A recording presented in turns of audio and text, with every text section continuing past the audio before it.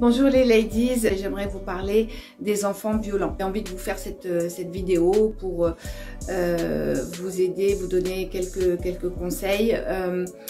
Alors ça reste évidemment non exhaustif mes conseils et ça reste en effet mon point de vue. Maintenant j'espère que ça vous sera utile quand même. En fait, pourquoi j'ai eu envie de faire cette vidéo? Parce que j'accompagne, vous le savez peut-être ou vous le savez pas encore, les femmes avec le programme Namaera, les femmes qui sont célibataires et qui sont dans des schémas, on va dire, un peu douloureux et répétitifs au niveau amoureux. Et en fait, d'ailleurs, entre parenthèses, vous avez la masterclass qui est offerte juste en dessous. Et aussi, entre parenthèses, avant de continuer, bien sûr, je vous invite à vous abonner parce que si vous le souhaitez, que vous regardez cette vidéo, si vous avez aimé, je vais aborder bien sûr un certain nombre de thématiques, aussi bien sur l'amour, sur la rencontre, mais aussi sur les sujets annexes et notamment la parentalité. Et surtout le sujet de maman solo, c'est un sujet qui me tient particulièrement à cœur, étant donné que moi-même j'ai été maman solo et que parfois j'aurais bien aimé avoir quelques lumières pour m'aider à vivre ces moments-là. Et donc aujourd'hui, pourquoi j'ai envie de vous parler des enfants violents? Parce que je me suis rendu compte parmi les personnes que j'accompagne, les femmes que j'accompagne, en fait c'est une problématique qui a été quand même assez récurrente et des femmes qui se retrouvent face à des enfants, des garçons souvent, hein, plus souvent, alors des femmes par rapport à des filles aussi, mais quand même je vois bien que c'est quand même, en tout cas parmi les clientes que j'ai, que c'est plus souvent des garçons, à vérifier après si c'est réellement si c'est juste une observation d'un instant T ou si c'est quelque chose qui s'avère vrai. Maintenant, quelquefois, les filles peuvent aussi exprimer de la violence. Bref, peu importe. Enfin, c'était pas le sujet. En tout cas, en général, enfants, ados violents.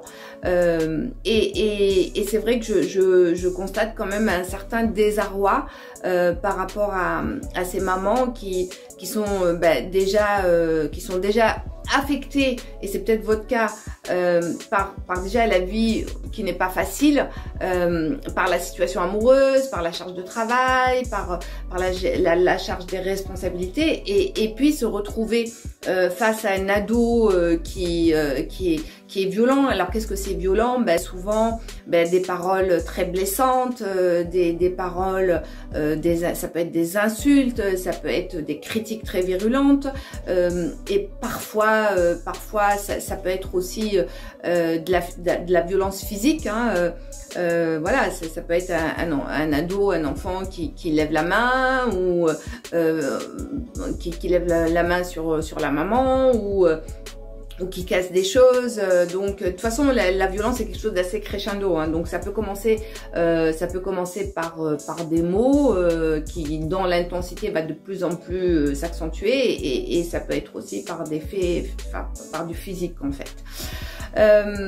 Alors et c'est vrai, voilà, c'est quelque chose qui est très douloureux en tant que parent quand on est face à ça, parce que on se sent démuni, on sait pas quoi faire, on est complètement en désarroi.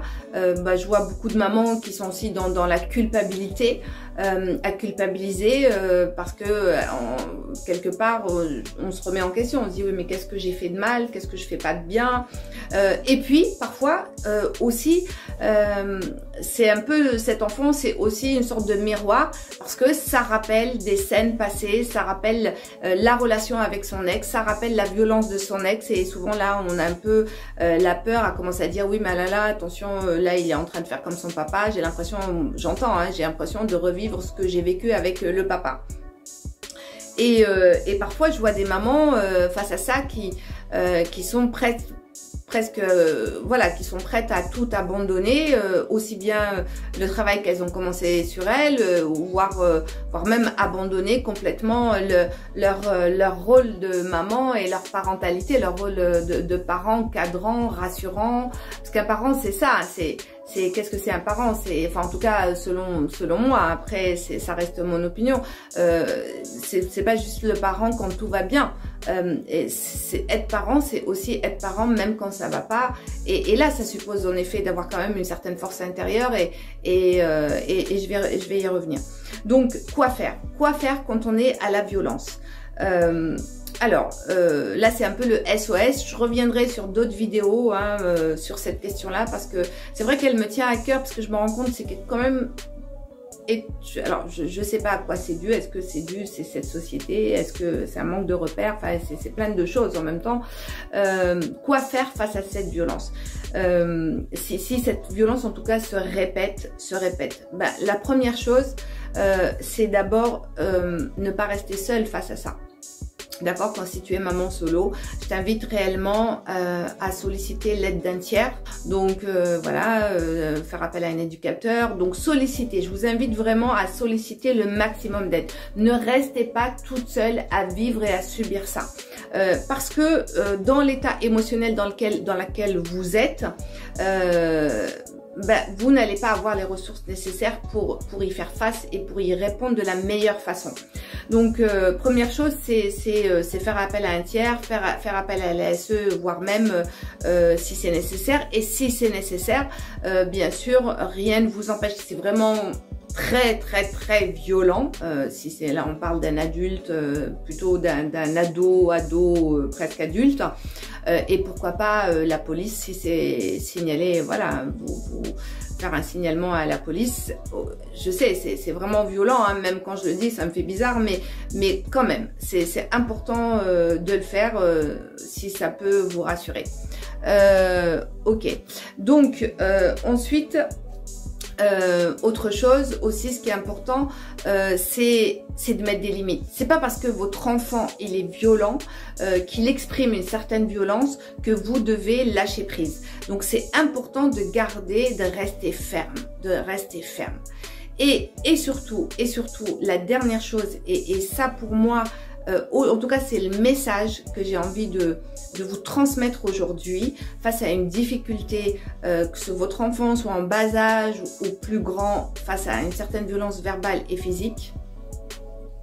Le message que j'ai envie tout simplement de vous communiquer aujourd'hui, c'est déjà surtout ne vous coupez pas de votre amour. Ne jugez pas votre enfant, ne vous coupez pas de votre amour. C'est-à-dire que cette expression, souvent, c'est l'expression simplement, l'enfant, la plupart du temps, quand la haine, l'amour, hein, ça va ensemble, hein, c'est un couple. Hein. C'est la polarité. C'est la polarité, l'amour, la haine.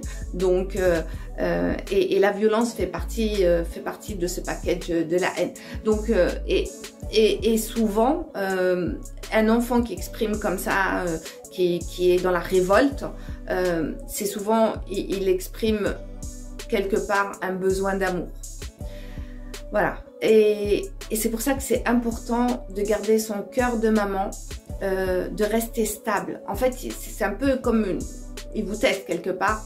Donc là, je parle vraiment quand on est dans une violence relativement, on va dire, supportable, d'accord, enfin supportable entre guillemets. Donc l'enfant il cherche, il vous provoque quelque part, il cherche les limites et il cherche aussi à voir combien vous l'aimez. Et donc c'est pour ça que c'est important de rester stable, de ne pas vous déstabiliser, d'accord. Donc on est déstabilisé quand on commence à culpabiliser, à avoir peur, à baisser les bras, à se dire qu'on n'y arrivera pas, etc. Et en fait à démissionner en fait du rôle de sa maman. Donc c'est pour ça que c'est important que vous aussi de vous faire accompagner. C'est important de vous faire accompagner, de faire ce travail sur vous pour que ça ne vous touche pas, ou en tout cas le moins possible, et que même si, alors que vous soyez triste, c'est une émotion, vous êtes humaine, on va dire c'est normal. Maintenant pour autant, quand on est maman, on se doit de rester solide en fait, hein. de rester solide et de ne pas douter, de l'amour que cet enfant peut nous exprimer et de l'amour qu'on a pour lui. Et c'est important de lui montrer qu'on l'aime. Alors, lui montrer qu'on l'aime, ce n'est pas par les paroles, hein. C'est pas lui dire « Oh mon chéri, viens dans mes bras, je t'aime, tu sais ». Non, parce que là, on va se ramasser encore plus de violence. En revanche, on va lui montrer qu'on l'aime par rapport à l'espace qu'on va créer à l'intérieur, c'est-à-dire qu'on va accueillir ça et on va faire le maximum pour le gérer pour aider cet enfant-là. C'est un appel au secours quelque part de l'enfant, donc c'est important de l'aider, voilà, en posant des limites, en autorisant peut-être certaines choses qu'on avait, si on est trop sévère, c'est mettre un peu de souplesse là-dedans, et puis aussi en le valorisant sur les choses importantes, les choses bien. Et c'est pas être déstabilisé, c'est ne pas lui montrer un rejet. Ok, t'es nul, t'es violent, je te rejette, tu ressembles à ton père, de toute façon t'es comme ton père. Ouais, c'est surtout pas les choses à dire.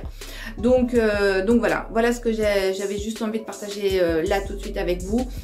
C'est si vous avez des enfants violents, s'il vous plaît, vraiment ne culpabilisez pas par rapport à ça.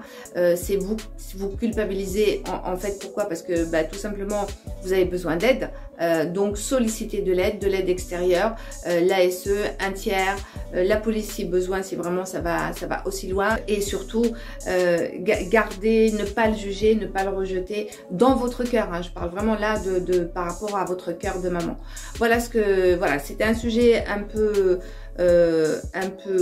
délicat. Je vais faire d'autres vidéos, hein, sur les ados, la parentalité, donc voilà, je vais en faire d'autres. Bon là je l'ai traité un peu brièvement parce que je viens d'avoir une de mes clientes justement à qui c'est arrivé, et j'avais envie, voilà, j'ai fait ça à chaud parce que ça m'a, je me suis dit que quelque part, voilà, il doit y avoir, je me rends compte que c'est quand même assez récurrent, et j'avais envie de partager ce moment juste et cette réflexion avec vous.